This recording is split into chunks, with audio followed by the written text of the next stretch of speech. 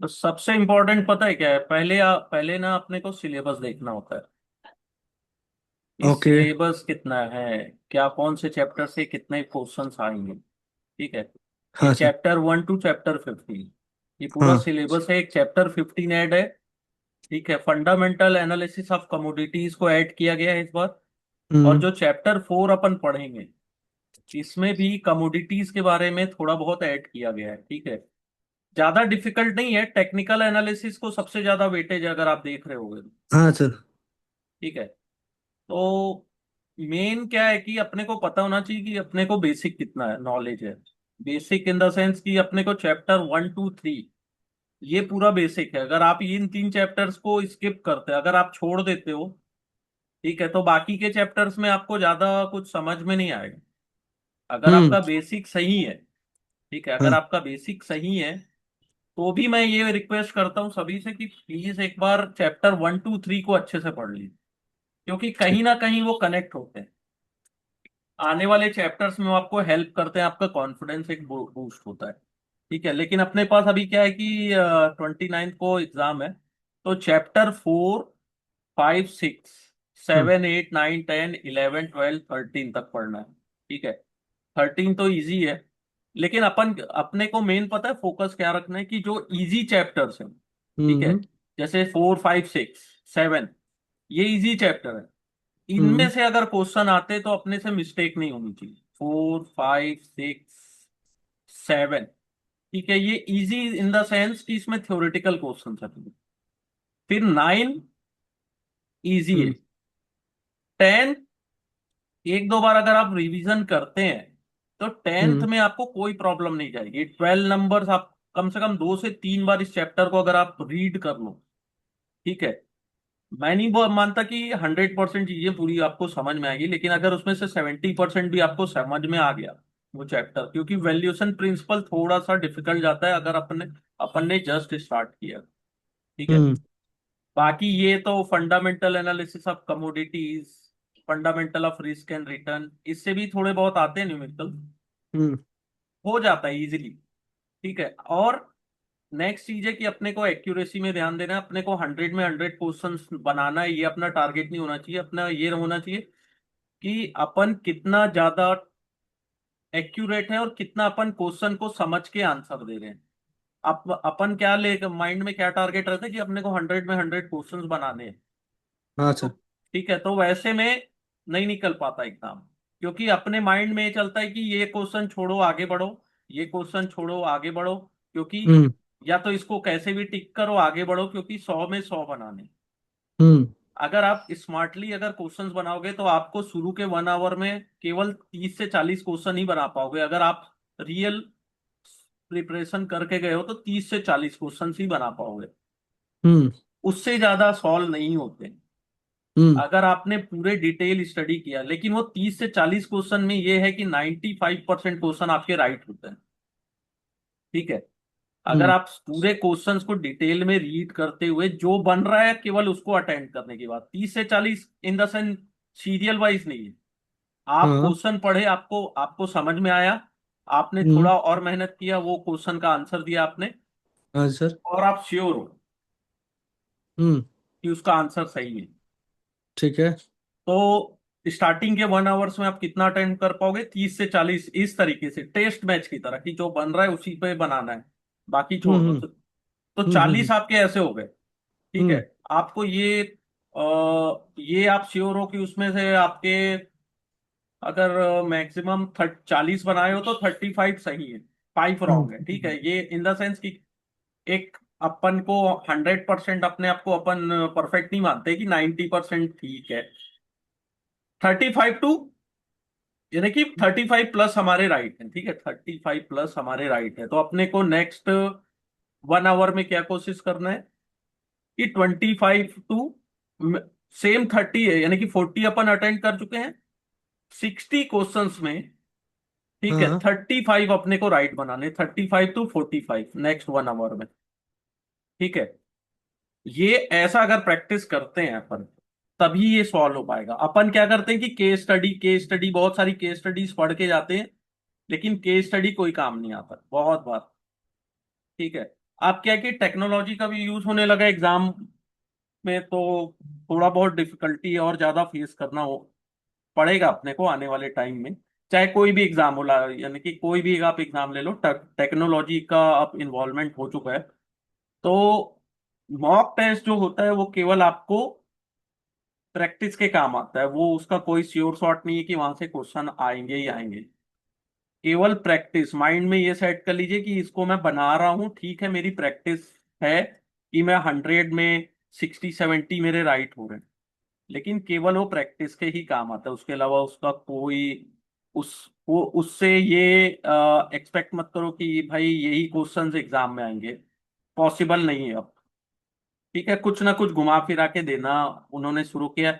इसीलिए कुछ चैप्टर्स नए ऐड किए गए टेक्निकल, क्योंकि टेक्निकल अकेले काफी है, इसमें से इतने क्वेश्चंस बन सकते हैं ना कि NISM अगर चाहे तो रिसर्च एनालिस्ट के पेपर में अगर 100 में 100 क्वेश्चन भी टेक्निकल एनालिसिस से पूछ देना तो भी लोग फेल हो जाएंगे। क्वेश्चन कितने घुमा के पूछ सकता है, इन द सेंस ये। ठीक है, चैप्टर 8 होता है पूरा न्यूमेरिकल्स, 12 नंबर्स का आता है। ठीक है, न्यूमेरिकल्स मैक्सिमम आते हैं 50 to 60% ईजी आते हैं। ठीक है, 60% जो न्यूमेरिकल्स होते हैं ईजी होते हैं।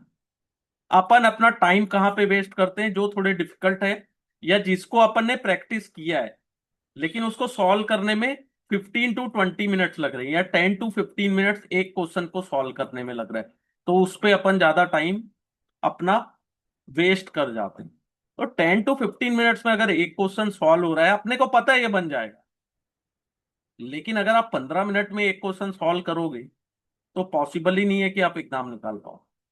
तो क्लियर माइंडसेट लेके जाना है। लीगल, अब देखो एक चैप्टर और है लीगल। इस ये अभी 10 नंबर्स का है। ठीक है, 10 में से 8 आ जाते हैं आराम से लोगों को, लेकिन मैक्सिमम लोग इसको स्किप करके जाते हैं, छोड़ के जाते हैं। जितना शॉर्ट नोट्स या मॉक टेस्ट में जितना लीगल एंड रेगुलेटरी के क्वेश्चन है केवल उतना ही सॉल्व करते हैं। तो लीगल को भी अच्छे से देख के जाओ, लास्ट के जो 1-2 दिन है उसमें लीगल को ज्यादा, यानी कि उसको डिटेल में पढ़ो। ठीक है, स्पेशली जिसमें रिसर्च एनालिस्ट के बारे में बात की गई है या सेबी के बारे में डिटेल दिया गया है, उसमें से प्रोबेबिलिटी ज्यादा होती है क्वेश्चन आते हैं और इजी आते हैं। यानी कि इसमें अगर आपको रूल रेगुलेशन पता है तो इजीली 8 8 तो बन जाते हैं, 6 to 8 बन जाते हैं। तो अपने को अपना टारगेट ये होता है कि अपने को पास करना है।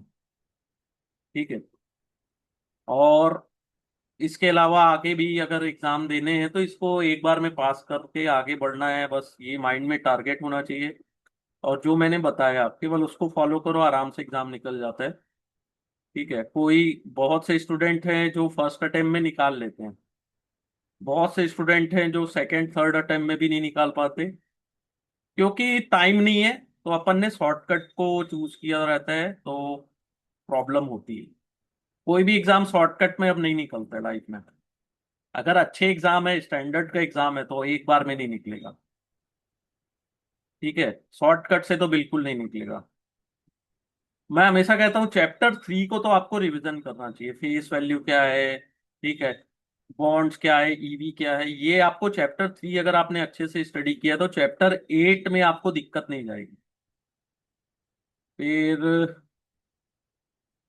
चैप्टर 4 आज आपने रीड स्टडी करके आए हैं क्या?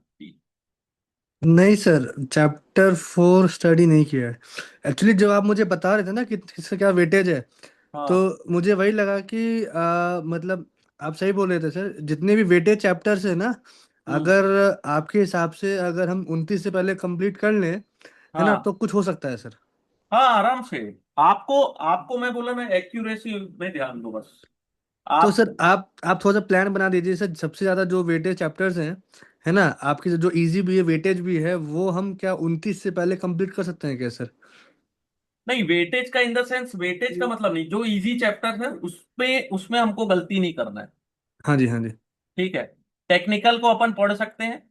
ठीक है, क्योंकि 29 को 6 दिन है अपने पास। ठीक सर है, एक्चुअली 5 5। टेक्निकल एनालिसिस में मेरे को थोड़ा सा हेल्प चाहिए बस। बाकी मेरा फील्ड ही शेयर मार्केट का है, तो टेक्निकल वाला मेरे को आता है, बस एक बार रीडिंग करा देंगे आप तो भी मेरे से हो जाएगा। हाँ। बाकी वैल्यूएशन हो गया है ना, 8 9 10 11 12 हो गया, 13 हम्म। हो गया, ये सब थोड़ा सा हेल्प चाहिए आपसे सर, फोर्थ से। ठीक है, फोर से तो फिर आप फिक्स चैप्टर 5 6 7 खुद से पढ़ लेंगे। नहीं सर, आप ही पढ़ाएंगे सर। इतने कम दिन में कुछ दो ही चैप्टर हो पाएगा। अगर अपन वेटेज वाइज जाएं तो टेक्निकल और चैप्टर 8, यानी कि हम्म। कोई जो डिटेल में पढ़ना है। क्योंकि अगर आज 23 है तो हम्म। आप मान के चलो 5 डेज है, क्योंकि 29th को तो आपका एग्जाम है, ट्वेंटी हाँ नाइन्थ जी को। सर। हाँ जी तो सर। अपने पास 5 डेज है, तो 5 डेज के अकॉर्डिंग प्लान करते हैं। ठीक है। तो मैं आपको बोलता हूँ, मैं आज आपको चैप्टर 4 पढ़ा देता हूँ। ठीक है। ठीक है, आप पढ़ लो। अच्छा ठीक है, आपको मैं 4 पढ़ा देता हूँ। आप अभी जो 10 बजे की क्लास होगी उसको अटेंड करो, उसमें आपका चैप्टर 8 कवर हो जाएगा। ओके। ठीक है, थोड़ा टाइम देना पड़ेगा, वो चैप्टर 8 वहां तक खत्म हो जाएगा। ठीक है। हम्म। और 5 6 7, ठीक है, हम्म। इसको छोड़ के अपन करते हैं, एक काम करते हैं, वैल्यूएशन प्रिंसिपल ठीक है सर। और टेक्निकल, ये दो चैप्टर को अपन 29 तक स्टडी कर लेते हैं डिटेल में। ठीक है सर। क्योंकि मुझे पता है आप मार्केट में हो, टेक्निकल आता है, लेकिन क्वेश्चंस कैसे आएंगे आई डोंट नो। ठीक है सर। क्योंकि वहां से केस स्टडी आने की भी संभावना है। मैं करेक्ट सर, लास्ट टाइम आया था सर, वो एक चार्ट दे देते हैं, हाँ उसमें छोटा छोटा आरएसआई दिखता है, छोटा छोटा एमसीडी दिखता है।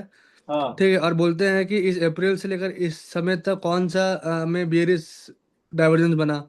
हाँ ठीक है, हाँ, कौन से ईयर में मार्केट बूम हुआ, वो हाँ सब वो सब पूछते हैं उसमें। हाँ। और वो दिखता नहीं है क्लियर उतना इमेज में भी। हाँ सर।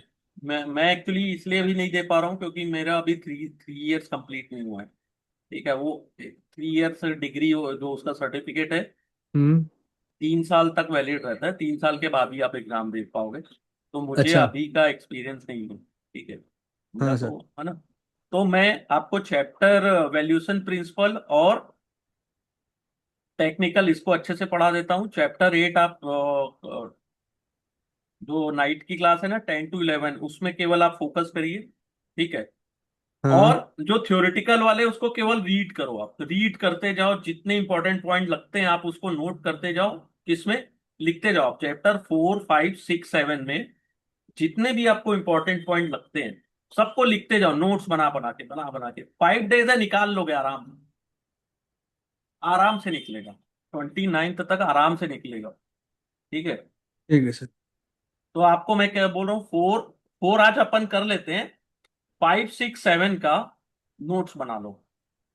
ठीक ठीक है, है सर। लिख लिख के जो जो पॉइंट आपको इंपॉर्टेंट लग रहा है, एक एक लाइन पढ़ते जाओ, एक एक लाइन। इसका पीडीएफ, इसका प्रिंट आउट है आपके पास बुक का? नहीं सर, बुक है मेरे पास, प्रिंट आउट नहीं है लेकिन। लेटेस्ट बुक है आपके पास? ये जो आपके पास है सेम बुक है मेरे पास सर। नहीं तो इसका बुक किसमें है? पीडीएफ है ना? हाँ सर। उसका बुक आपको प्रिंट आउट निकाल लो कल, ठीक है सर। सुबह निकाल लो। क्योंकि आप लिखते जाओगे ना तो माइंड में याद रहेगा। जैसे अपन सिस्टम में पढ़ते हैं ना, हम्म। ठीक है, लेकिन हमारी लिखने की हैबिट नहीं रहती। उसको लिखते जाओ, 5 डेज की मेहनत है, हो जाएगा आराम से। ठीक है। ठीक है सर। ठीक है सर। तो अपने को बस यही है कि मैंने जैसा स्टडी किया है, मैं आपको आपके साथ वही शेयर कर रहा हूँ। क्योंकि ये मैंने तो बुक भी ऑर्डर किया था अमेजोन से। वो बाद बाद में पता चला वो बुक क्या है कि 1 साल पुरानी थी, तो वो उसमें से बहुत सारी चीजें कवर नहीं हो पाती। तो जो ओके। भी लेटेस्ट मिलता है ना वही एक्सेप्टेबल है। ठीक है। हाँ तो सर। तो इसमें क्या है देखो, चैप्टर 4 क्या कहता है, फंडामेंटल ऑफ रिसर्च। ठीक है। Invest investing activity and various approach. 5 number के क्वेश्चंस आते हैं यहाँ से। 5%, तो 5% इतने छोटे चैप्टर से आ रहा है, हम्म। तो अपने से तो बनना चाहिए। तो इन्वेस्टिंग क्या है? ठीक है, इन्वेस्टिंग और ट्रेडिंग में डिफरेंस है। ठीक है। हम्म। हम्म। इन्वेस्ट इन्वेस्टमेंट क्या होता है in context of security market, कि मैंने कुछ कमिटमेंट दिया है, कुछ पैसे लगाए हैं, मुझे रिटर्न चाहिए। ठीक है। हम्म। और मेरा एक इन्वेस्टमेंट का टाइम होरिजन जो होता है उसके ऊपर। ठीक है। लेकिन मैं इन्वेस्टमेंट करता हूं तो कैसे करता हूं? Thorough analysis, security. लेकिन उसमें मैं सेफ्टी और रिस्क भी देखता हूं, इनकम भी देखता हूं कि जनरेट होगा कि नहीं, और ग्रोथ पोटेंशियल है कि नहीं। ठीक है। लेकिन ट्रेडिंग में क्या होता है, ट्रेडिंग में ऐसा कुछ नहीं होता है। आपको बाइंग और सेलिंग प्राइस के बीच में जो स्प्रेड है, डिफरेंस जो है, वो आपका प्रॉफिट है। लेकिन जरूरी थोड़ी ना कि आपने उसके उस सिक्योरिटी के बारे में डिटेल में स्टडी किया हो सकता है आपका टाइम ओरिजन एक दिन का हो, 2 दिन का हो, एक हफ्ते का हो, एक महीने का हो, साल भर का हो। लेकिन इन्वेस्टमेंट क्या होता है, लोग 10-10 20-20 साल तक उस शेयर को बेचते नहीं, वो हाँ इन्वेस्टमेंट सर। होता है। ठीक है। हम्म। तो ट्रेडिंग और इन्वेस्टमेंट में बहुत डिफरेंस होता है। ठीक है। इन्वेस्टमेंट में क्या होता है कि focus on the potential of asset value to increase over a period. यानी हमारा फोकस क्या होता है कि असेट्स की वैल्यू इंक्रीज हो। ठीक है। कितना पोटेंशियल है उस असेट्स को, आप कोई भी सिक्योरिटीज की बात करो, उसमें आपको पोटेंशियल अगर नहीं दिख रहा है तो आप इन्वेस्टमेंट नहीं करो। ठीक है। तो value of asset can increase, कैसे इंक्रीज होता है? अगर वो बहुत हायर कैश फ्लो जनरेट कर रहा है without a proportionate increase in risk, यानी कि कैश फ्लो इंक्रीज हो रही है लेकिन रिस्क इंक्रीज नहीं हो रहा है। ठीक है। हम्म। और जो रिस्क एसोसिएटेड है असेट्स के साथ, वो डिक्रीज हो रहा है, और कैश फ्लो आपकी डिक्रीज नहीं होगी। ठीक है। वैल्यू ऑफ असेट्स कैसे इंक्रीज होगी? आप कैश फ्लो ज्यादा जनरेट कर पा रहे हो, ठीक है, लेकिन रिस्क इंक्रीज नहीं हो रहा है उससे। ठीक है। जो रिस्क एसोसिएटेड है उस असेट से, वो डिक्रीज हो रहा है, लेकिन कैश फ्लो डिक्रीज नहीं हो रहा है। ठीक है। सर तो कैश फ्लो क्या होता है? कैश फ्लो यानी कि कितना आप कैश जनरेट कर रहे हो। इनफ्लो, कैश फ्लो आ रहा है, आपके पास पैसे आ रहे हैं। ठीक है। अगर सिंपल भाषा में अगर अपन समझे तो कैश फ्लो क्या है, आपके पास पैसे कितने आ रहे हैं, कितना आप कैश जनरेट कर पा रहे हो मार्केट से। लेकिन उस कैश को जनरेट करने के लिए आपने रिस्क तो नहीं लिया है, यानी कि आपका रिस्क तो इंक्रीज नहीं हो गया कि आपने डिस्काउंट में तो बेचना शुरू नहीं कर दिया, तो वो कैश फ्लो है। ठीक है। हम्म। लेकिन ट्रेडर क्या होता है, वो प्राइस पैटर्न देखते हैं टेक्निकल। ठीक है। उनका पीरियड 6 महीने का भी हो सकता है, लेकिन वो कोई भी फंडामेंटल स्टडी नहीं करते। ठीक है। उनको बस चार्ट में दिख रहा है, या मे भी जो भी रीजन हो। तो इन्वेस्टमेंट क्या होता है, कॉम्प्लिकेटेड टास्क होता है। ठीक है। हम्म। इन्वेस्टमेंट क्यों कॉम्प्लिकेटेड टास्क है? क्योंकि आपको ज्यादा से ज्यादा एनालिसिस करना होता है, higher level of rigour in term of analysis, बहुत ज्यादा एनालिसिस करना होता है। ठीक है। या तो आप पूरा ब्रॉडर असेट क्लास, अगर आपको बैंक में इन्वेस्टमेंट करना है तो पूरे असेट्स क्लास, पूरे बैंक्स को करोगे, या तो इंडिविजुअल बैंक को, पूरे बैंकिंग सेक्टर को स्टडी करोगे आप, या तो फिर केवल एक बैंक के स्टॉक को करोगे।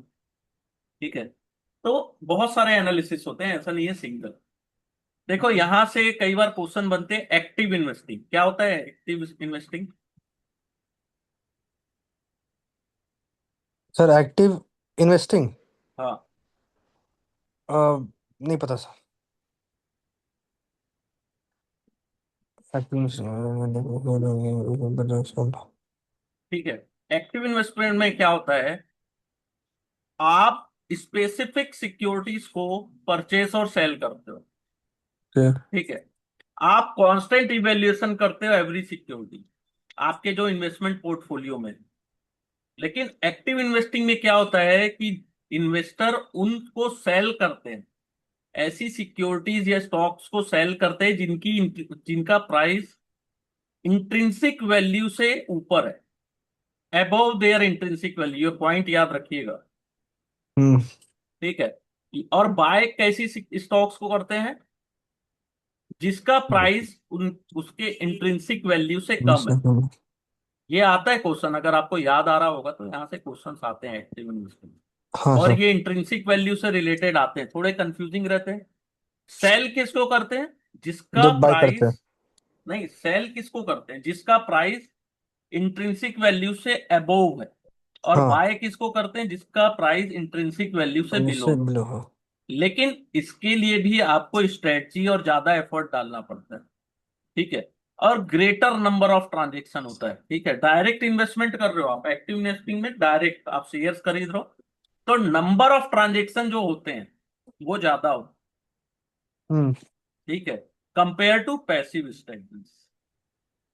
और एक्टिव इन्वेस्टमेंट में इन्वेस्टर का ऑब्जेक्टिव क्या होता है?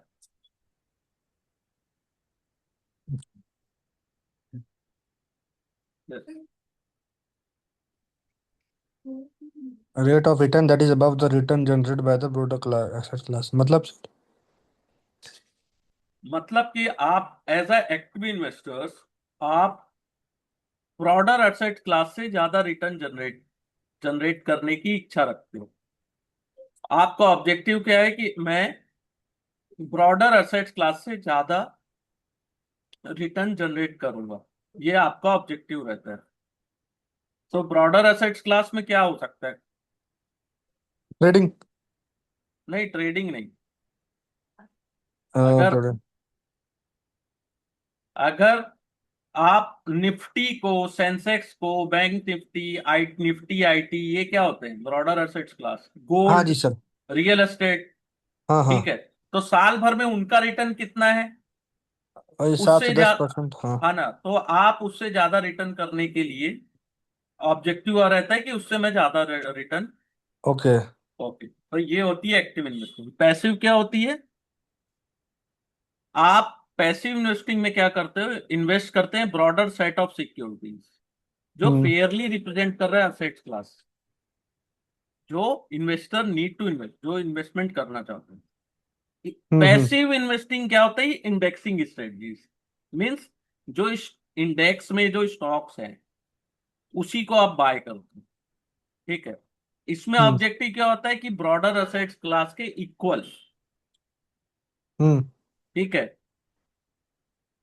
रिटर्न जनरेट कर सको। Earn the rate of return that selected assets class provide, यानी कि जितना वो प्रोवाइड कर रहे हैं उतना ही हमको मिल जाए।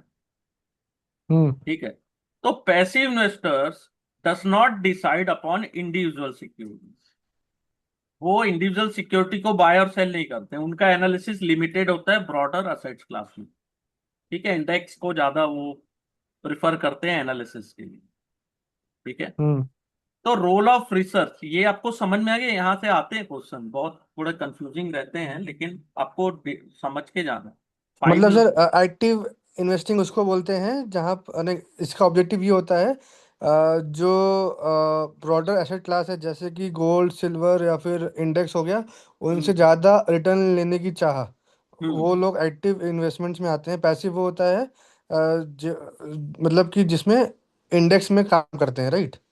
हाँ, इंडेक्स से इंडेक्स के इक्वल, तो इंडेक्स में जो शेयर्स हैं उन्हीं पर वो ज्यादा एनालिसिस करते हैं, broader assets class.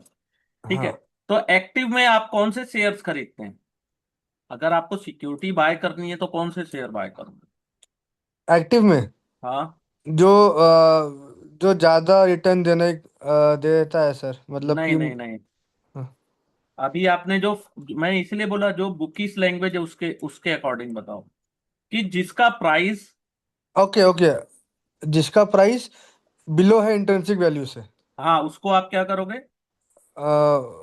Active investing बोलेंगे बाय करोगे आप। ठीक है। हाँ। और सेल किनको करेंगे अपन? जिनका प्राइस इंट्रिंसिक वैल्यू से ऊपर है। हाँ, that are price above the, जैसे इंट्रिंसिक वैल्यू 100 है हाँ। और उसका प्राइस चल रहा है 150। ठीक है। तो हम इसको बाई करेंगे। इसको सेल करेंगे। इंट्रिंसिक वैल्यू 100 है और ये हाँ। 150 है, यानी कि अच्छा हाँ। इंट्रिंसिक वैल्यू से ज्यादा है ये। से ज़्यादा है तो सेल करेंगे सर। हाँ, थ्योरेटिकल है ना, ये थ्योरेटिकल नॉलेज करेक्ट। के लिए है ना, ये हाँ ऐसा सर। हो, रियल में मार्केट में नहीं होता है। नहीं होता ठीक है, है। लेकिन ये भी एक क्राइटेरिया है। अगर हाँ किसी का इंट्रिंसिक वैल्यू 80 है, हाँ। नहीं है ना, और हम्म। स्टॉक चल रहा है प्राइस उसका 50, तो उसको क्या करेंगे? बाई करेंगे सर। प्राइस कम है और तो बाई। इंट्रिंसिक वैल्यू ज्यादा है, बाय। तो हाँ। ये यहाँ पे एक नंबर तो आप मान के चलो कि यहाँ पे क्वेश्चंस आपको बनना ही चाहिए। ठीक ठीक है। है सर। तो role of research, the role of research in investment activity, एक क्या होता है? रिसर्च करते हैं अपन, और एक एनालिसिस। अगर आप चैप्टर 1 को अच्छे से पढ़े रहोगे हम्म। तो इसका आंसर आप बता सकते हैं। चैप्टर 1 अब क्या रहता है, एक नंबर का क्वेश्चन है करके अपन छोड़ देते हैं, लेकिन ये यहीं से, अगर आपने चैप्टर 1 को अच्छे से पढ़ा है तो ये क्वेश्चन आपसे बनता है। सर वन में वही है ना कि तीन टाइप्स के रिसर्च एनालिस्ट होते हैं, बाय सेल, हाँ हाँ हाँ, है लेकिन ना, वहां से और भी क्वेश्चन बनते इंडिपेंडेंट, हैं, उसको डिटेल में और पढ़ना होता हाँ फिर उनकी रेस्पॉन्सिबिलिटीज ये सब। है। हाँ हाँ। तो हाँ एनालिसिस में क्या क्या होता है, अपने पास जितने इंफॉर्मेशन अवेलेबल है, हाँ। ठीक है, तो उसको उसको अपन एनालिसिस करते हैं और कंक्लूजन में आते हैं, ठीक है। लेकिन एज अ रिसर्च आपको वही इंफॉर्मेशन कलेक्ट करनी है, ठीक है, to meet a set a goal objective या रिसर्च के जो क्वेश्चन करते हैं अकॉर्डिंग, ठीक है।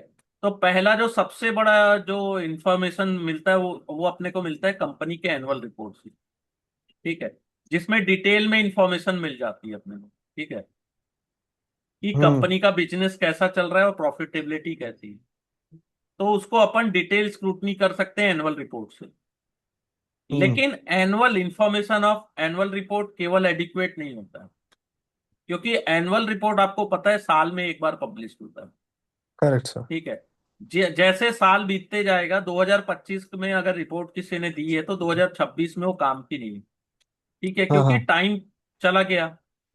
और उस समय information pertaining to industry condition वो और ब्रॉडर इकोनॉमी, ठीक है, तो इसमें may not be cover in depth of company own filing, ठीक है।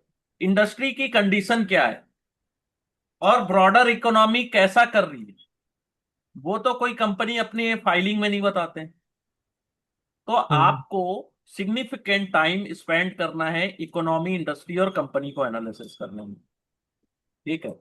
तो आपको इंडस्ट्री के एक्सपर्ट से भी बात करना होगा, ठीक है, ठीक है। उनके रिपोर्ट को भी आप एक्सेस कर सकते हो। सेकेंडरी रिसर्च कर सकते हैं वहां से अपन कि इकोनॉमी में कैसा हो रहा है, इंडस्ट्री में कैसा हो रहा है, और hmm track action taken by competitor, यानी कॉम्पिटिटर्स उसके क्या एक्शन ले रहे हैं, ठीक है। हम्म इसमें आप रिसर्च एनालिस्ट में also have conduct primary research, जैसे कंपनी की फैसिलिटीज में आप जाके कस्टमर से बात कर ली, सप्लायर से बात कर लिए, एम्प्लॉय से बात कर लिए या अदर्स, तो यहां भी आपको इंफॉर्मेशन मिल जाती है, ठीक है। लेकिन हमेशा याद रखना है कि जब भी अपन रिसर्च वर्क कर रहे हैं तो हमको कभी भी इनसाइडर इंफॉर्मेशन में इन्वॉल्व नहीं होना है। हम्म इनसाइडर इंफॉर्मेशन क्या होती है? प्राइस सेंसिटिव इंफॉर्मेशन, ठीक है, जो पब्लिक में अवेलेबल नहीं है एट लार्ज, हम्म ठीक है, लेकिन जो इंडिविजुअल क्लोजली कनेक्टेड है कंपनी के साथ, ठीक है, हम्म उनके पास है, ठीक है। तो ऐसी इंफॉर्मेशन जो पब्लिक में अवेलेबल नहीं है लेकिन इंडिविजुअल जो बहुत ही क्लोजली हैं उनके पास रहती है, लेकिन वो कॉन्फिडेंशियल होती है रिपोर्ट, हम्म। अगर वो पब्लिक में आ गई तो प्राइस में ऊपर नीचे कोई भी मूवमेंट दिख सकता है, ठीक है, कंपनी, तो उसको बोलते हैं इनसाइडर इंफॉर्मेशन। और इससे तो क्वेश्चन आता ही है, अगर आप एग्जाम दिए हैं तो इनसाइडर इंफॉर्मेशन के क्वेश्चन आपने फिल किए होंगे, आया है सर। है ना। हम्म तो इनसाइडर इंफॉर्मेशन क्या होता है, ठीक है, as a research analyst hmm may come across some information that are not known to public, ठीक है।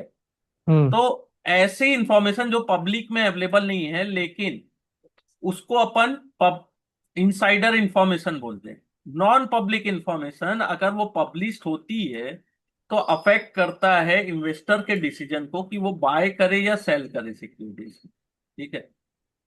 तो और वो भी डिपेंड करता है कि information can be consider insider, depend on the source of information, और इसका इम्पैक्ट कितना है और उसकी सर्टेनिटी क्या है। ये चीज बहुत इंपॉर्टेंट है, इसको याद रखिएगा, ठीक है। जैसे सीईओ बात कर रहे हैं अनपब्लिश्ड एक्विजिशंस के बारे में, तो वो इनसाइडर इंफॉर्मेशन, लेकिन एम्प्लॉय बात कर रहे हैं कि वर्कलोड इंक्रीज हो गया है परचेज डिपार्टमेंट में, ठीक है, तो वो इनसाइडर इंफॉर्मेशन में नहीं आता है। तो आपको ये समझ में आना चाहिए कि इंफॉर्मेशन पब्लिक यानी कि इनसाइडर कौन सी है और नॉन यानी कि नॉर्मल इंफॉर्मेशन कौन सी है। तो जो भी क्वेश्चंस आते हैं ये बुक इस लैंग्वेज से ही आते हैं, इस बुक से। आपके पास भले ही 29 तक का समय है, तो आप माइंड में ये चीज रखिए कि जितने भी चैप्टर आप स्टडी करेंगे, जैसे हम तो क्लास 1 आवर ही ले पाएंगे, लेकिन हाँ इसके हाँ। बाद जितना भी आप समय देंगे, तो आपको टू बी ऑनेस्ट माइंड में एक ही चीज रखनी है कि जो चैप्टर मैं पढ़ूंगा, जो भी चैप्टर हो, चाहे वो वेटेज है कि नहीं है उससे मतलब नहीं, उसको मैं 100% स्टडी करके जाऊंगा। 100% स्टडी मीन्स अपना 100% देके जाऊंगा उस चैप्टर में। ऐसा नहीं है कि 5 नंबर के क्वेश्चन आ रहे हैं तो बस देख लिए ऊपर ऊपर से, नो। उसको मैं 100% रीड करके जाऊंगा। वो देखिएगा, आपको कॉन्फिडेंस बूस्ट कराएगा।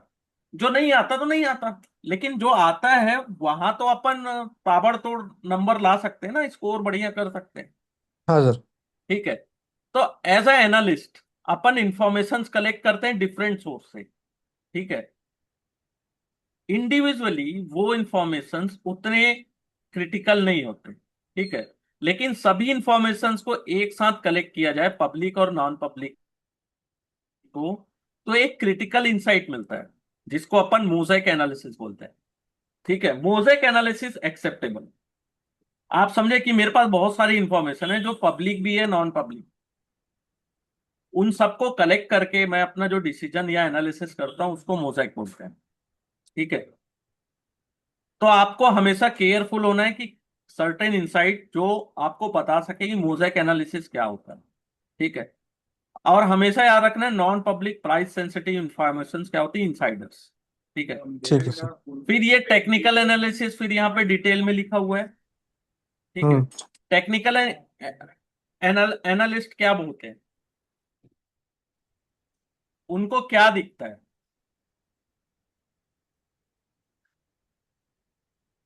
एज अ टेक्निकल एनालिस्ट अपने को क्या दिखता है कि ऑल इंफॉर्मेशन जो भी that can affect the performance of shares, चाहे वो फंडामेंटल हो, इकोनॉमिक अफेयर हो, फैक्टर्स हो, मार्केट सेंटीमेंट हो, वो स्टॉक के प्राइस में अब रिफ्लेक्ट होता है।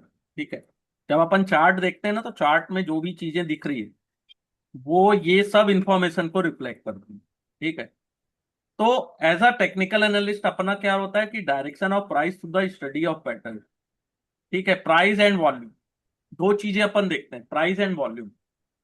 ठीक है। एज अ टेक्निकल एनालिस्ट अपना मेन मार्केट डेटा क्या होता है, प्राइस और वॉल्यूम कितना। हाँ ठीक है। सर। टेक्नीशियन या चार्टिस्ट क्या बिलीव करते हैं कि मार्केट की जो एक्टिविटी जनरेट हो रही है, इंडिकेटर्स इन प्राइस ट्रेंड, ठीक है, उससे क्या होता है, can be use to forecast the direction and magnitude of stock price movement in future. ठीक है। तो as a technical analyst there are three essential element, तीन एसेंशियल एलिमेंट है प्राइस बिहेवियर में। History of price, past price provide क्या करता है कि अंडरलाइंग ट्रेंड क्या होगा और उसका डायरेक्शन क्या होगा। हिस्ट्री, पास्ट को देख के फ्यूचर प्रेडिक्ट करते हैं ना टेक्नीशियंस। हम्म। वॉल्यूम क्या है ट्रेडिंग कम में, ठीक है, कितना वॉल्यूम बन रहा है। और time, time Spain over which price and volume carry the impact of long term factors. ठीक है। तो एज अ टेक्निकल एनालिस्ट अपने को प्राइस चार्ट देखना है, point of support and resistance देखना होता है in chart and price trend. ठीक है। तो by observing price and volume pattern, technical analyst try to understand कि क्या उसमें बाइंग इंटरेस्ट है, प्राइस ऊपर जाएगा कि प्राइस नीचे जाए। ठीक है। तीन टाइप के ट्रेंड्स होते हैं अपने को पता है, बताइए कौन कौन से। सर अपवर्ड रहता है, डाउनवर्ड रहता है और साइडवेज। हाँ ना, साइडवेज भी होता है, वो भी ट्रेंड है, कहीं हाँ नहीं सर। जा रहा है मार्केट। सपोर्ट एंड रेजिस्टेंस होता है। हम्म ठीक है। एक मार्केट गिर रहा है, गिर रहा है, गिर रहा है, एक एक ऐसा पॉइंट आता है जहां पे उसको सपोर्ट मिल जाता है। हम्म। ठीक है। वहां पे क्या होता है, कौन एक्टिव होता है सपोर्ट, सपोर्ट में? बायर्स। हाँ। और रेजिस्टेंस में? सेलर्स। सेलर्स। लेकिन रेजिस्टेंस अगर तोड़ता है हाँ। कोई भी स्टॉक, तो क्या होता है? नेक्स्ट सेशन और में जाता है सर। नहीं, और ज्यादा तेजी होती है। एक रेजिस्टेंस बना हुआ है किसी भी स्टॉक का, अगर उसको वो तोड़ता है तो क्या होता है आगे? और तेजी से जाता है ऊपर। और तेजी जाता है। और सपोर्ट को ब्रेक करता है तो फिर नीचे आता है सर। और और ज्यादा नेक्स्ट नीचे होता है। नेक्स्ट सपोर्ट में आता है। हाँ। है ना? लेकिन आप आपने हमेशा देखा होगा कि सपोर्ट एंड रेजिस्टेंस को जब भी कोई स्टॉक तोड़ता है तो सबसे ज्यादा वॉल्यूम जनरेट होता है। करेक्ट। हाँ सर। है ना? स्ट्रॉन्ग वॉल्यूम के साथ ही रेजिस्टेंस या सपोर्ट को ब्रेक किया जाता है। हम्म। ठीक है। तो ट्रेडिंग वॉल्यूम भी बहुत इंपॉर्टेंट। ठीक है। तो चार्ट के किस टाइप के यूज होते हैं, अगर अपन टेक्निकल एनालिस्ट हैं, प्राइस एंड वॉल्यूम चार्ट को देखना है, तो किस टाइप के चार्ट्स यूज होते हैं? एक हो गया line chart, bar chart and candle stick, ये तीन हाँ। इंपॉर्टेंट है। ठीक है। हाँ सर। फंडामेंटल एनालिसिस में अपन क्या फोकस करते हैं? वही सब सर, मतलब बैलेंस शीट। फंडामेंटल में अपन क्या क्या स्टडी करते हैं, देखिए यहाँ पे, कि ओवरऑल इकोनॉमी क्या है, सिक्लिकल है कि सेक्युलर है, मैक्रो इकोनॉमिक ट्रेंड कैसा है, ये सब अगर आपने चैप्टर 2 और 3 को अच्छे से पढ़ा है, तब आपको ये टर्मिनोलॉजी समझ में आएगी कि सर मैक्रो सिक्लिकल। मतलब बड़ा है ना? हाँ, मैक्रो माइक्रो मीन्स मतलब बड़ा। छोटा। हाँ, माइक्रो मीन्स स्मॉल, छोटा। ठीक है। हाँ। हाँ। कंपटीशन इंटेंसिटी कैसी है, हम्म। कंपनी की पोजीशन कैसी है एज कंपेयर टू कॉम्पिटिटर्स, हम्म। ठीक है, कॉस्ट स्ट्रक्चर कैसा है कंपनी का, हम्म। फिनेंशियल पोजीशन कैसी है कंपनी की, हम्म। कैपेबिलिटी कैसी है मैनेजमेंट की, ठीक है, हम्म। वहां पे गवर्नेंस कैसा है, जो कॉर्पोरेट गवर्नेंस की बात होती है, राइट स्ट्रक्चर ऑफ गवर्नेंस है कि नहीं। तो फंडामेंटल के जो जितने भी जवाब है अपने को तीन में मिल जाते हैं, इकोनॉमिक, इंडस्ट्री एंड कंपनी, जो चैप्टर 5, 6, 7 में कवर है। ये तीन के जो पॉइंट्स हैं, ठीक है, बहुत इजी चैप्टर्स है, अगर आप इसको रीड करोगे आपको बहुत इंटरेस्ट आएगा, ये बहुत इजी चैप्टर्स है, ठीक है। फिर होता है क्वांटिटेटिव। क्वांटिटेटिव में क्या देखते हैं अपन? क्वांटिटी में सर देखते हैं हम लोग, क्वालिटी में देखते, क्वांटिटी में सर वो सब देखते हैं सर, नंबर्स। नंबर्स, नंबर्स में कुछ भी आते हैं, रेशोज आते हैं, स्टेटिकल्स होते हैं, है ना। हाँ। बस। बिहेवियर अप्रोच क्या होता है? Behaviour approach to investing. नहीं ट्रेडिंग। पता ट्रेडिंग साइकोलॉजी जानते हैं आप? ट्रेडिंग साइकोलॉजी समझते हैं ना? हाँ सर। हाँ, ट्रेडिंग साइकोलॉजी, ट्रेडिंग वर्ड नहीं यूज करना चाहिए, लेकिन साइकोलॉजी ऑफ इन्वेस्टमेंट। सर ये वो है क्या, हार्ड मेंटालिटी ये सब? हाँ, उसी से रिलेटेड है, हाँ। अच्छा अच्छा, ठीक है लेकिन सर। ये चैप्टर आपको आगे आने वाले चैप्टर्स में डिटेल में है, हार्ड मेंटलिटी है कि है, हाँ सर। क्या चीजें हैं, ठीक है, हम्म। बायस ट्रेडर्स है कि नहीं है। तो हम्म। बिहेवियर क्या होता है, डिसीजन मेकिंग होता है, ठीक है। हाँ। तो कई बार आदमी क्या होता है कि एटीट्यूड के कारण भी कई लोग मार्केट में रहते हैं कि नहीं, और खरीद सकते हैं, फेयर वैल्यू आपको कभी नहीं समझ में आएगी, हाँ सर। प्राइस कहीं भी जाए, ठीक है, हाँ up sir. Side down side. Hmm. लेकिन अगर आपके अंदर ग्रीड है, आपके अंदर जो ट्रेडिंग, आपकी जो साइकोलॉजी है उसके ऊपर डिपेंड करता है कि आप किसी स्टॉक को 1200 में नहीं खरीद रहे थे, खरीदने की चाह रखते थे, कोई 2000 4000 का स्टॉक था, आज उसका प्राइस 40 रुपए आ गया तो भी आप बाय नहीं करते हो। और कुछ हम्म। लोग क्या है कि वो 1200 में उसको सेल नहीं कर रहे थे, लेकिन 40 रुपए में सेल किया उन्होंने। करेक्ट। तो वो क्या है, यही सब तो है मेंटलिटी, कि लोग, कई कई लोग रिस्क बिल्कुल नहीं लेना चाहते लाइफ में। सर बहुत लोगों को मालूम है लॉस हो रहा है, लॉस हो रहा है, बट हाँ। जबरदस्ती होल्ड करके रखे रहेंगे। हाँ, वो भी है, लेकिन कई लोग क्या है कि लॉस भी नहीं चाहते अपने लाइफ में, तो 5,000 के प्रॉफिट के लिए हाँ। 5,000 का लॉस भी बर्दाश्त नहीं कर सकते। करेक्ट है सर। ठीक है। नेक्स्ट है फंडामेंटल ऑफ कमोडिटीज। ये इस बार ऐड हुआ है, तो इसको तो डिटेल में देखना आप। तो चलिए। कमोडिटीज क्या होता है, fundamental of commodities analysis in commodity क्या होता है, study of economic, political and natural factors. हाँ सर। ठीक है, ये तीन फैक्टर अगर आप इसको अभी के कंडीशन में कोरिलेट करोगे तो और अच्छा आपको मजा आएगा, कि supply and demand of commodities economic, political और नेचुरल फैक्टर पे डिपेंड होती है, उसके प्राइस मूवमेंट। ठीक है। हाँ। सीजनैलिटी होती है कमोडिटीज में, सीजन के अकॉर्डिंग आता है बहुत सारी कमोडिटीज। मैक्रो हम्म। इकोनॉमिक कंडीशन के अनुसार, न्यूज के अकॉर्डिंग, करेंसी मूवमेंट के अनुसार, इंटरेस्ट रेट के अनुसार, हम्म। वेदर के अनुसार, इन्वेंट्री लेवल के अनुसार, जी सर। गवर्नमेंट का कितना इंटरवेंशन है। हाँ। तो इसको पढ़ना है डिटेल में। सप्लाई फैक्टर क्या होते हैं, प्रोडक्शन, पहला होता है सप्लाई फैक्टर्स में क्या क्या होता है। देखो, इसको पढ़ोगे, इससे केस स्टडी आने की संभावना है, या इजी क्वेश्चंस आ सकते हैं। बस आपको देखना है एक बार, इस सप्लाई फैक्टर्स में क्या क्या है। प्रोडक्शन, ठीक है, प्रोडक्शन कहाँ से हो रहा है, फार्म फार्म से हो रहा है, कि ऑयल से हो रहा है, कि माइन से हो रहा है। हम्म। वेदर कंडीशन कैसी, फ्लड तो नहीं आ गया, सूखा तो नहीं पड़ा है, साइक्लोनिक इफेक्ट तो नहीं। हम्म। गवर्नमेंट पॉलिसीज, टैरिफ तो नहीं लगा है, लेवी तो नहीं लगा दी, ट्रेड हम्म। रेस्ट्रिक्शन तो नहीं है, प्रमोशन तो नहीं है, सब्सिडी हम्म। तो नहीं दे रहा। जियो political sanction, war, trade dispute, ये तो आपको अभी अच्छे से पता ही होगा, ये हाँ तीन सर। चीज। Input cost, energy, input cost, wage, technology, ठीक है, तो ये होते हैं सप्लाई फैक्टर। तो आ सकता है which is not a supply factor, या ओ, which is supply factor. Okay. ठीक है। डिमांड फैक्टर में कि ग्लोबल इकोनॉमिक कंडीशन कैसी, जीडीपी अगर इंक्रीज हो रही है, डिमांड ज्यादा है मेटल्स के, ठीक है, इंप्रूवमेंट हो रहा है जीडीपी में, एग्री प्रोडक्ट्स की भी डिमांड बढ़ती है, पॉपुलेशन ग्रोथ हो रहा है, अर्बनाइजेशन हो रहा है, तो फूड एंड एनर्जी का भी कंजप्शन बढ़ेगा। हम्म सब्स्टिट्यूशन इफेक्ट, हम्म हम्म अगर एक कमोडिटीज को स्विच कर सकते हो आप दूसरे में। सीजनल डिमांड, ठीक है, हायर फ्यूल की डिमांड कब होती है, विंटर, समर या फेस्टिवल फूड डिमांड के अकॉर्डिंग। तो हायर फ्यूल में, ठीक है, कंज्यूमर का प्रेफरेंस क्या है, ऑर्गेनिक फूड्स है, रिन्यूएबल एनर्जी है, इलेक्ट्रिक व्हीकल्स है, ठीक है उसके सर। अकॉर्डिंग। ठीक है, तो ये डिमांड फैक्टर हो गया। फिर हम्म मैक्रो इकोनॉमिक इंडिकेटर, इन्फ्लेशन कितनी है, हम्म स्पेशली गोल्ड एंड सिल्वर के दाम कब बढ़ते हैं। जब ज्यादा डिमांड हो सर। डिमांड तो ठीक है, लेकिन हाँ इन्फ्लेशन जितनी ज्यादा हाई होती है, गोल्ड के रेट आप चार्ट में देखिएगा कभी, हाँ। तो आप चार्ट में देखिएगा कि गोल्ड एंड सिल्वर की डिमांड कब होती है, एक तरीके से वो इन्फ्लेशन को हैच करता है। या तो गो डॉलर डॉलर भी डॉलर स्ट्रांग हो रहा हो। नहीं, वो अलग चीज है, डॉलर क्यों स्ट्रांग हो रहा नहीं, यहाँ गोल्ड एंड सिल्वर इन्फ्लेशन को हैच करता है। ओके। इंटरेस्ट रेट, अगर मैक्रो किसी भी कमोडिटीज की डिमांड कब बढ़ती है, जब डॉलर स्ट्रांग हो रहा है, हायर रेट स्ट्रेंथ डॉलर। हाँ। ठीक है, लोअरिंग कमोडिटीज प्राइस। ठीक है, ट्रेड बैलेंस या इंडस्ट्री डिमांड, पीएमआई कैसा चल रहा है, purchasing manager index, managing manager. हाँ। इंडस्ट्रियल प्रोडक्शन कैसा है। ठीक है, हम्म इसके अकॉर्डिंग। अब देखो केस स्टडी तो है, लिख के ही दिया है, देखो हम्म आपने पहले दिया है, मे बी आप क्वेश्चन आया है कि नहीं इससे आप बता सकते हो अच्छे से, लेकिन केस स्टडी दिया है गोल्ड का। सबसे हम्म ज्यादा यूज कहाँ होता है, ज्वेलरी इंडस्ट्री, इन्वेस्टमेंट या सेंट्रल बैंक रिजर्व में।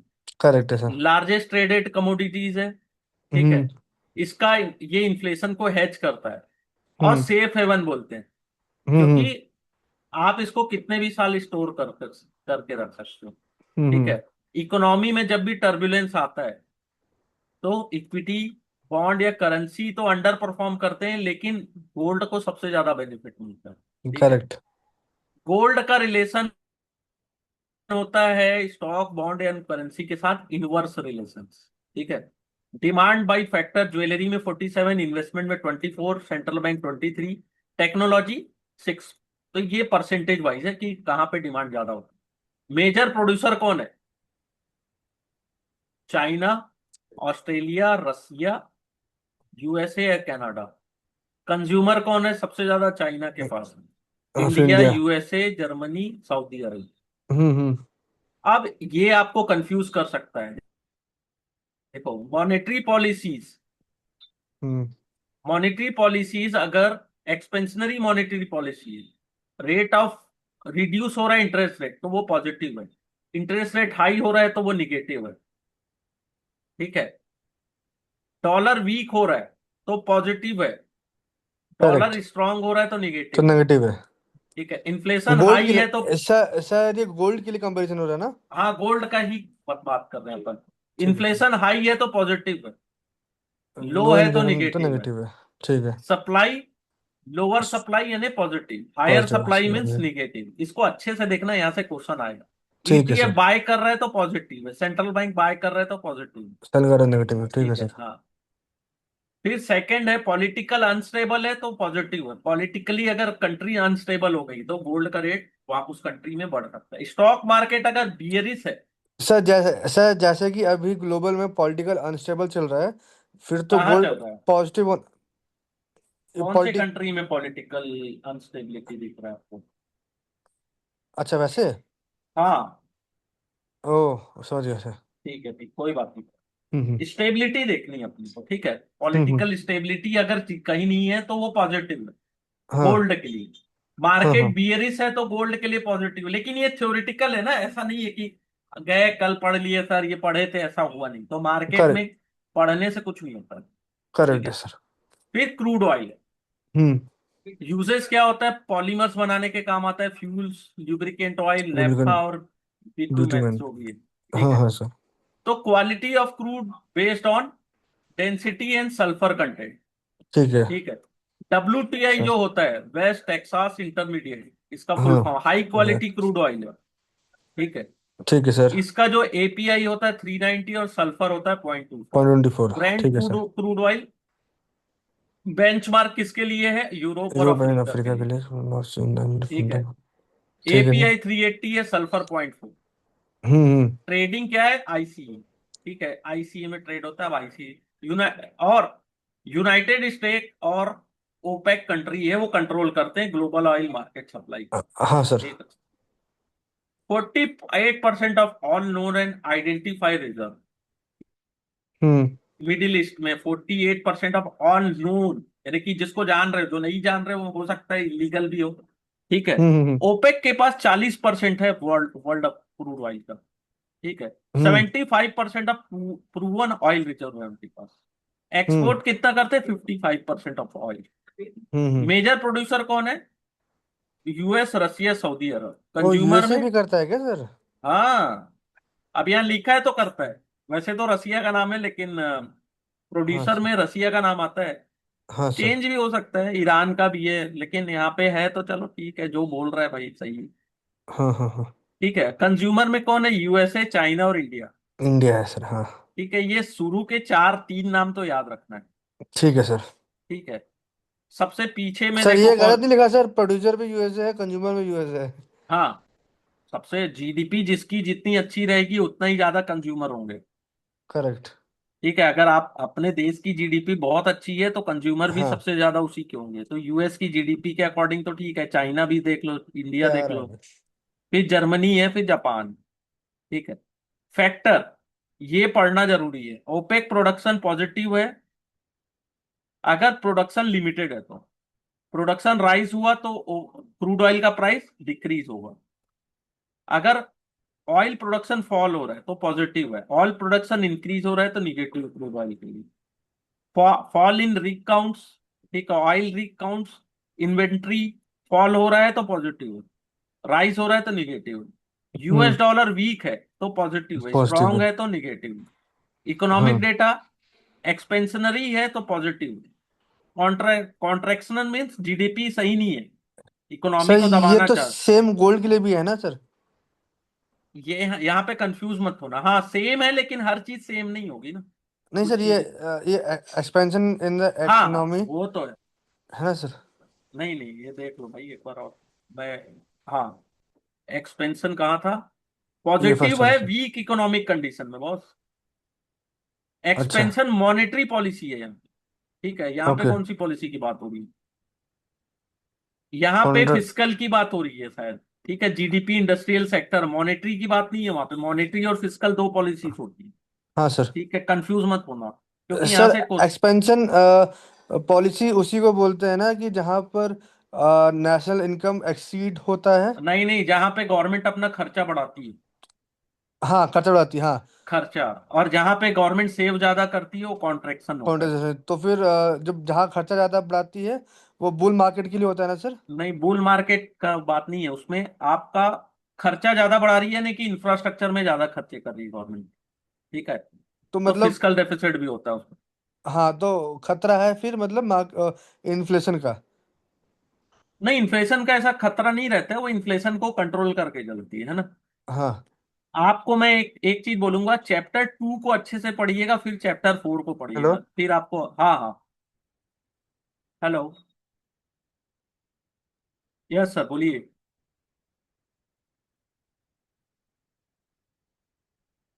सर आप बोलिए सर। हाँ हाँ।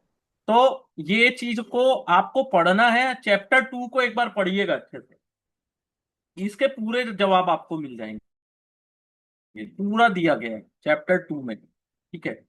फिर होता है हिस्टोरिकल इवेंट। क्या हुआ था 20 अप्रैल 2020 में? WTI का प्राइस निगेटिव में चला गया था। ठीक है। लेकिन और क्या था कि कॉन्ट्रैक्ट एक्सपायरी होने वाला था और कोई डिमांड नहीं थी और क्रूड ऑयल को स्टोर करके रखने में ज्यादा खर्च है। क्यों? कोरोना वायरस आया हुआ था उस समय। ठीक है। तो हिस्टोरिकल ऑयल क्राइसिस का भी एक टाइम आया था 1973 में। ठीक है, जब ओपेक के मेंबर्स ने डिसाइड किया था कि क्वाड्रपल करेंगे oil price, almost $12 a barrel. ठीक है। तो it also prohibit export of oil to United State, Japan and Western Europe. ठीक है। तो उस समय ऑयल क्राइसिस आया था, हिस्टोरिकल ऑयल क्राइसिस 1973 में हुआ।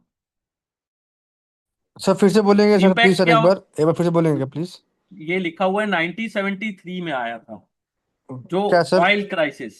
All crisis, okay. क्योंकि उन्होंने जो मिडिल ईस्ट जो है ना, वर्ल्ड वॉर के बाद जो सबसे बड़ी घटना थी वो यही थी।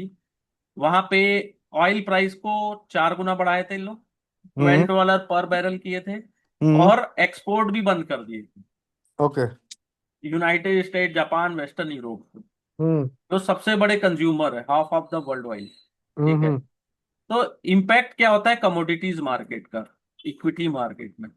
कमोडिटी मार्केट और इक्विटी मार्केट स्ट्रांग रिलेशनशिप है। हाँ ठीक है। सर।